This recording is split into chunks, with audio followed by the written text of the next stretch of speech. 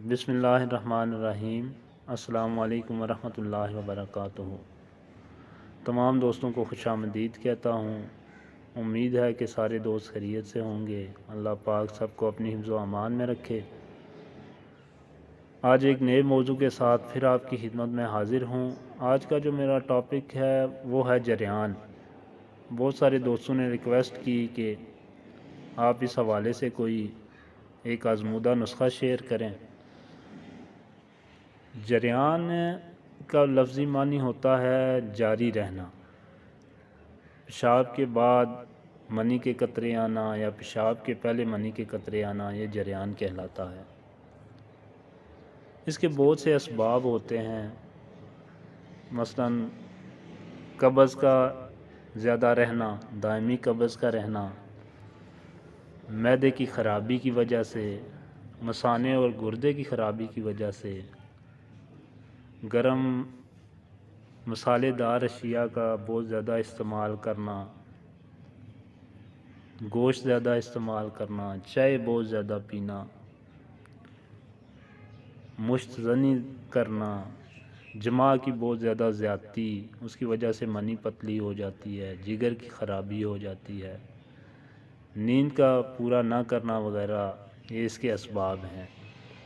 پہلے آپ دیکھیں کہ کس وجہ سے یہ مسئلہ درپیش آ رہا ہے۔ قبض کی وجہ سے آ رہا ہے تو پہلے قبض کا علاج کریں۔ ویڈیو میں آگے بڑھنے سے پہلے آپ سب دوستوں سے ریکویسٹ ہے کہ میرے چینل کو سبسکرائب کر دیں اور بیل کا آئیکن بھی دبا دیں۔ ہماری حوصلہ افزائی کے لیے ویڈیو کو لائک بھی کیا کریں، شیئر بھی کیا کریں۔ واپس آتے ہیں موضوع کی طرف۔ تو میں جریان کے لیے آپ کے ساتھ ایک نسخہ شیئر کرتا ہوں جو بارہا آزمودہ نسخہ ہے۔ ہمارے مطلب پہ عرصہ دراز سے یہ ہم آزما رہے ہیں، بہت اچھا رزلٹ ہے اس کا۔ ایک ہفتہ استعمال کریں، انشاءاللہ بفضل خدا ایک ہفتے کے اندر اندر جریان مکمل طور پر ختم ہو جائے گا۔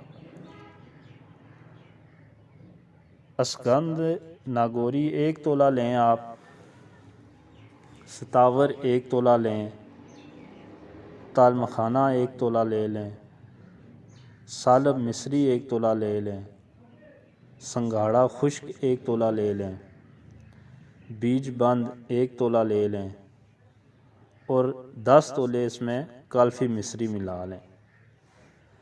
تمام اشیاء کو ایک جگہ پیس لیں، یکجا کر کے پیس لیں اور کسی شیشے کے برتن میں سے محفوظ کر لیں۔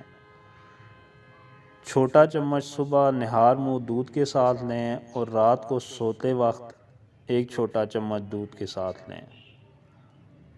انشاءاللہ بفضل خدا ایک ہفتہ استعمال کے ساتھ جریان کا مکمل خاتمہ ہو جائے گا۔ اسی کے ساتھ نیکسٹ ویڈیو تک کے لیے مجھے اجازت دیں۔ اللہ پاک سب کا حامی و ناصر ہو۔ السلام علیکم ورحمۃ اللہ وبرکاتہ۔